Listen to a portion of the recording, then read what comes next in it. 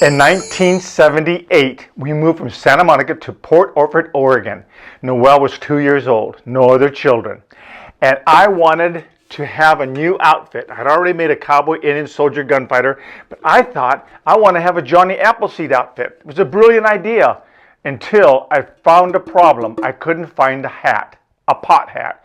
Yes, Johnny Appleseed wore a pot hat in his head as he went out planting apple seeds. Of course, you've seen the Disney movie if you're any age at all. If you're like 40 up, you saw the Walt Disney movie. Let me play the song for you.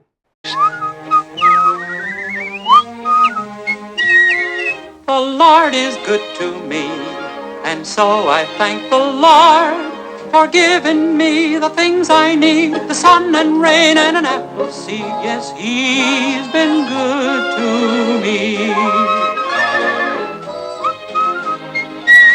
I owe the Lord so much for everything I see. I'm certain if it weren't for Him, there'd be no apples on this limb. He's been good to me. Oh, here am I 'neath the blue, blue sky, a-doing as I please, singing with my feathered friends, humming with the bees. I wake up every day as happy as can be, because I know that with His care my apple trees, they will still be there. Oh, the Lord is good to me. That cartoon and that song are famous for Johnny Appleseed. The Lord is good to me. And I wanted to travel around and teach children of the goodness of the Lord, but I needed the pot. So what happened, without the pot I can't do the story, and I couldn't find a pot. So I went to my wife's collection, maybe married 6 years, no pot. Then I went through my mom's 40-year pot collection. She lived right up the road from us in Port Orford. No pot, a 40-year collection. It's really hard to find a pot. Look through your kitchen today for fun. Try different pots. They won't fit your head. They're either too shallow, too big, There's problems finding pots for heads. But in Port Orford, you go to the dump, trash, because there's no trash pickup, and they have everything in this dump. This was like no dump you've ever seen before. The owners of the yard, they put the ironing boards aside. They put the microwaves aside. They put the small appliances, large appliances, TVs, you name it, TV antennas back in those days. And right there to my right was a pot hill. Yes, I was so excited. Hey, this was no ordinary pot hill. It was the size of a minibus, at least 7 foot high, big circumference. I climbed up onto the hill of pots. I looked at them.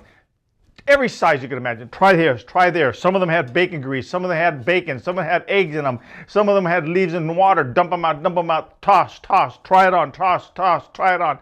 And finally, it seems like I was there like 20 minutes. I found this pot right here, and it fit perfect. Yes! I got my Johnny Appleseed hat. I didn't notice that people were looking at me. I was so intense looking at pots. And they thought, who is this crazy guy looking for pots for his head? He's a pothead. And I didn't even notice him. So I took the pot off. I go, oh, hi, I'm Richard Wheeler. I'm from the Port Orford Christian Center. I'm one of the associate pastors. And then I looked at the look and I go like, they're not going to want to go to church there. Oh, wait a minute.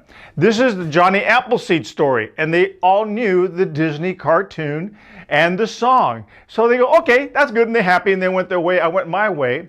And I went my way going across America, teaching children about the 4 seeds, right there from Luke chapter 4. All kinds of things you can teach from Johnny Appleseed. Great character, real character. Born in 1774.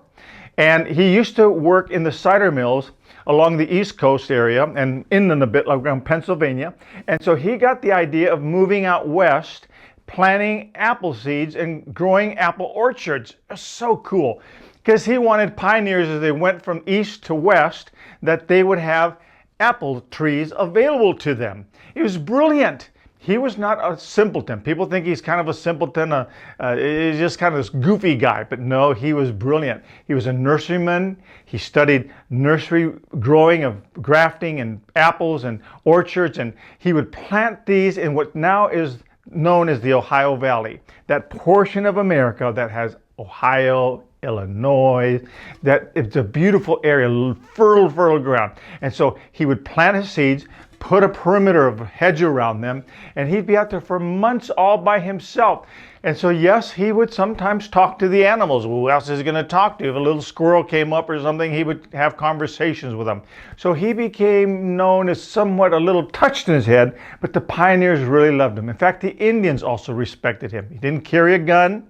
He ate off the nature floribunda and didn't eat animals. He loved animals, and he would spend the night with pioneers, and that's where he got his clothing. He would trade sometimes apples or apple seedlings for clothing, shoes whenever he had, but shoes didn't last long, pants that were too short, shirts that were somewhat tattered, and frocks that were not fitting properly. So he looked unkempt, but he loved what he did, planting and preparing people for orchards, trees, and going out west, taking those trees and moving even further west.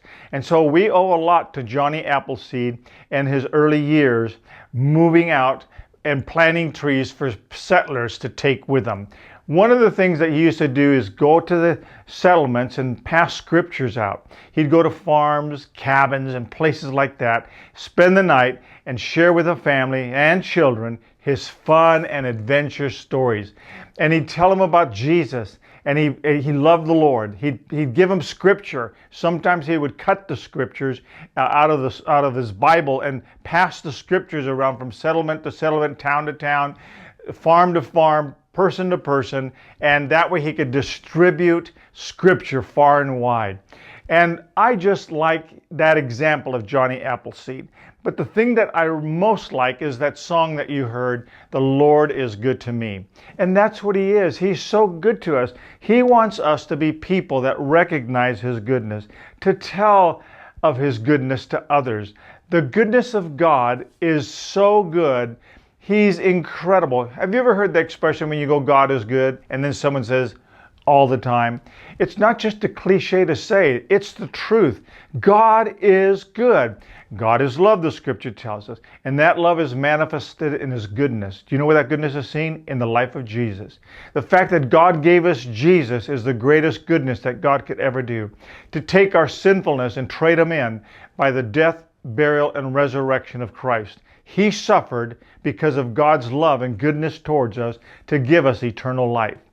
It's important for you and I to reflect on the goodness of God and not forget it. Sometimes we complain, "God, if you only did this, if you only did that, why did you allow this to happen? I don't believe there is a God, because if there is a God, he wouldn't allow that to happen." And so we begin to judge and be critical to God. No, God is good all the time. The scripture says that all things work together for good to those that love the Lord. They do work together for good. Then we have other scriptures. We have the scripture where Joseph says, "Look at, brothers, what you meant for evil, God meant it for good." Sometimes when things don't happen the way you want them to happen and they seem to be ill, God is blessing, and somehow behind the scenes, if you are a patient person and you look and wait and don't criticize God and condemn God, but you go, "Lord, I don't understand, but I want to see your goodness in it," sometimes he'll reveal to you his goodness in calamity. God wants us to see him, focus on him, and always recognize his goodness to you. Do this.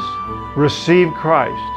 Look for ways to bless him and tell him of his wonderful goodness to us, sinners in a fallen world. I leave you with this word to pause and ponder.